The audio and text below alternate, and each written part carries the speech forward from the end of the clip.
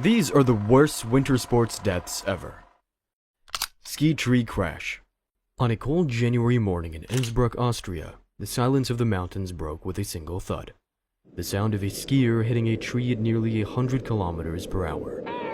That skier was 19-year-old Ross Milne, an Australian competing in his first Winter Olympics. Hours earlier, he'd been standing at the top of Patrickhofen Mountain, waiting for his turn down the course that would end his life. Conditions in Innsbruck were rough. Warm weather left the slopes icy and thin. This condition forced people to pack snow and expose rocks and trees. Even before the race, local papers were already calling the course dangerously fast and poorly secured.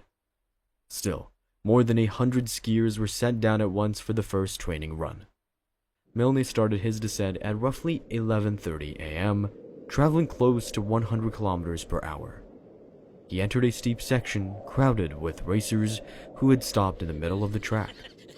A perfect place to hang out, oncoming traffic at highway speeds. What could go wrong? As he entered the steep section, there was a cluster of racers standing in the middle of the course. He tried to shift his weight, his ski edge bit into the hard surface, then skipped. That single jerk and a burst of snow launched him to the air. Witnesses later said it looked like his body folded in mid-air before it hit the tree that stood off the course by only a few meters. Then a single thud that cuts through the wind. His helmet cracked on impact, and the trunk had a dark streak where his body struck it. Rescuers reached him within minutes. They found him twisted with blood seeping through the snow. The medics tried to revive him, but there was no pulse and no response. They airlifted him down to Innsbruck, but there was nothing to save. The crash had done its work the moment he hit the tree. The accident prompted temporary suspension of training and an inquiry into course safety. Officials initially claimed Milne had misjudged his ability because blaming the dead guy is always cheaper than fixing a course. But Australian teammates stated that overcrowding and lack of supervision caused the crash. The loss deeply affected and inspired his younger brother Malcolm Milne, who later became the first non-European to win a World Cup downhill race. Luger crash. 21-year-old Nadar Kumaritashvili was a Georgian luger competing in his first Olympics at Vancouver 2010. He had trained since childhood under his uncle, one of the founders of the Georgian luge program. His international experience was limited, but his performance during the 2009 to 2010 World Cup season earned him a place on Georgia's Olympic team. The men's luge took place at Whistler Sliding Center, the world's fastest new track. Test runs had already hit 95 miles per hour. It was basically an ice death trap, signed off by people who never planned to ride it.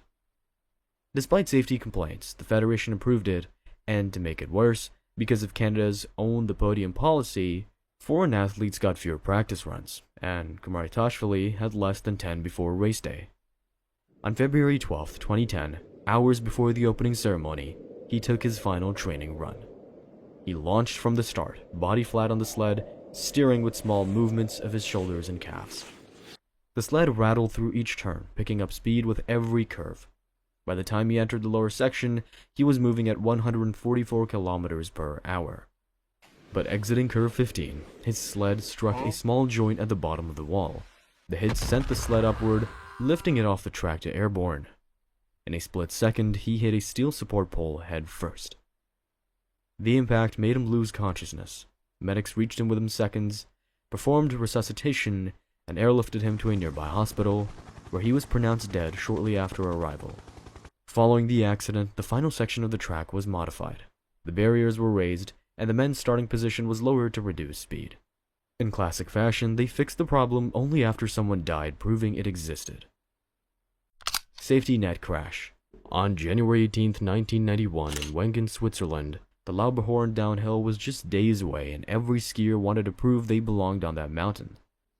Among them was 20-year-old Gernot Reinstadler, Austria's next big thing. Coaches called him the downhiller of the future. Unfortunately, the future had other plans. That afternoon, Reinstadler launched into his training run on the icy slope. The course was dangerous, with steep drops, narrow turns, and the infamous Ziel S section near the finish line. As he approached the final S curve, he shifted his weight slightly forward. It was a small mistake, almost invisible to the eye. But at 50 miles per hour, there is no margin for error. He launched too far, landed wrong, and shot off course into the safety net. It was designed to save him, but ended up doing the opposite. The tip of his ski threaded through it and stopped instantly. The problem is, his body kept going. The impact tore open his pelvis and several major blood vessels. He left a 30-foot trail of blood in the snow as he slid to the finish area. Spectators at the bottom of the slope fell silent. Many did not understand what they had just seen until the medical team rushed in. They airlifted him to Interlaken Hospital, where doctors worked for 6 hours, transfusing blood and trying to keep him alive. They couldn't. Just after midnight, Gernot Reinstadler was gone. The next day, the entire race was cancelled. Safety nets across the circuit were redesigned, this time with holes small enough to keep skis out of them. It only took one fatal test run to figure that out. A single hole in the net, 1 second too long in the air. That was all it took. Kandahar crash. It was January 29th, 1994. A cold, bright morning in Garmisch-Partenkirchen, Germany. Ulrike Meyer stood at the start gate of the Kandahar course, calm and ready. At 26, she was already a national icon in Austria, a world champion, a devoted mother, and the only woman on the circuit who balanced ski racing and raising a child. Her 4-year-old daughter, Melanie, was waiting near the finish line. Meyer pushed off cleanly. Her form was flawless through the upper sections, carving perfect lines through ice and snow. 2 minutes later, the finish line was in sight, just 200 yards to go. The slope flattened out into what seemed like a harmless stretch, a wide, shallow curve before the finish line, and that's where it all went wrong. Her right ski sank too deep in a soft patch of snow and caught the edge.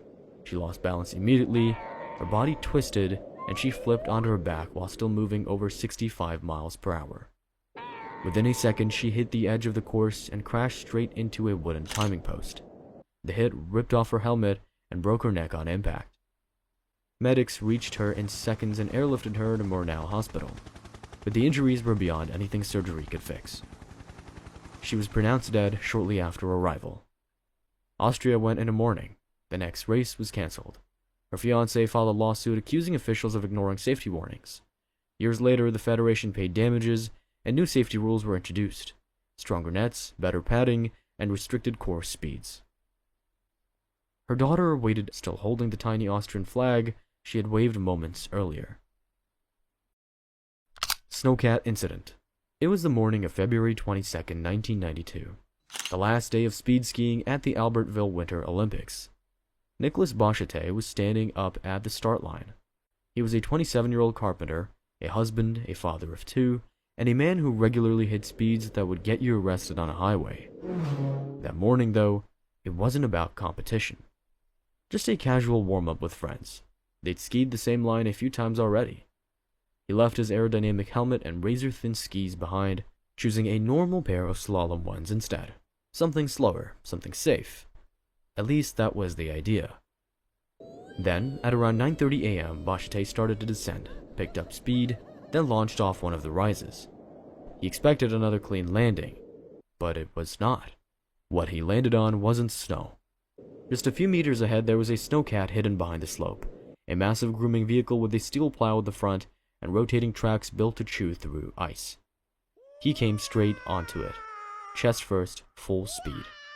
The impact folded his body against the machine like a paper doll hitting a wall. The force shattered his ribs, ruptured his heart and lungs, and crushed his chest cavity in an instant. The kind of hit where even a helmet wouldn't have made a difference, only a miracle would. Officials later said the snowcat had flashing lights and a siren. The Swiss team insisted it didn't. Someone was lying, or maybe both were right. Speed skiing never returned to the games because of safety concern. One moment you're catching air with your friends, the next you're the reason the sport gets cancelled. Hockey/incident. It was October 28th, 2023, inside Sheffield's Utilita Arena. 8,000 fans, floodlights, rival chants, and the sound of skates carving through ice. A normal Saturday night for British hockey. The Nottingham Panthers were facing their biggest rivals, the Sheffield Steelers, and 29-year-old Adam Johnson was in the middle of a strong season start. 7 points in 7 games. Then came the moment that changed everything. Midway through the second period, Johnson was carrying the puck through center ice. He brushed against one of his teammates, just a small bump. At the same moment, Steelers defenseman Matt Petgrave came in to block him. Both players tripped in the collision.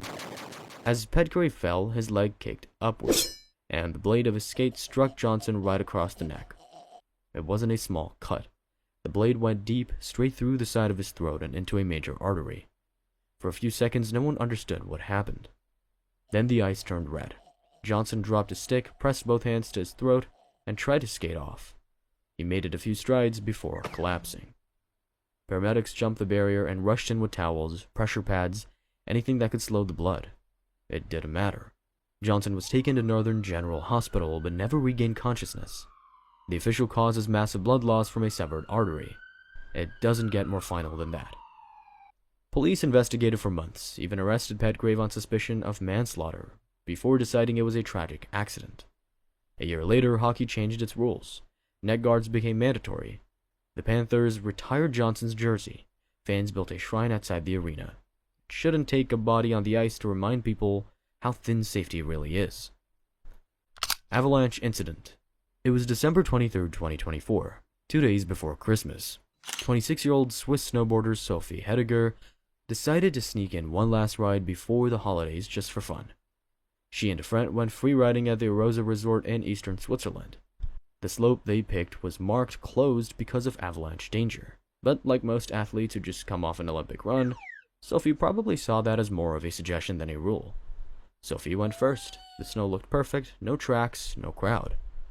Then came the sound every mountaineer dreads, a low crack beneath the surface. The mountain groaned, then crumbled out from under her. The avalanche ripped down the slope, picking up everything in its path. Sophie was caught, tumbled, twisted, slammed into rocks and ice chunks moving faster than a car. Every hit could break a rib, dislocate a shoulder, or knock a helmet clean off. When the slide stopped, the snow hardened like cement. She was buried completely. Her body compacted under several tons of snow. Her lungs had no room to expand. Breathing became impossible after 30 seconds. After 2 minutes, the body switches from panic to silence. After 5, the brain shuts down. Her friend survived and called for help. Rescue teams arrived, scanning with probes and avalanche dogs. It took them 2 hours to reach her. By then, she was frozen, unresponsive, and blue around the lips. They still tried CPR. It did not help. Sophie Hediger was pronounced dead. No matter how good you are, the mountain doesn't care.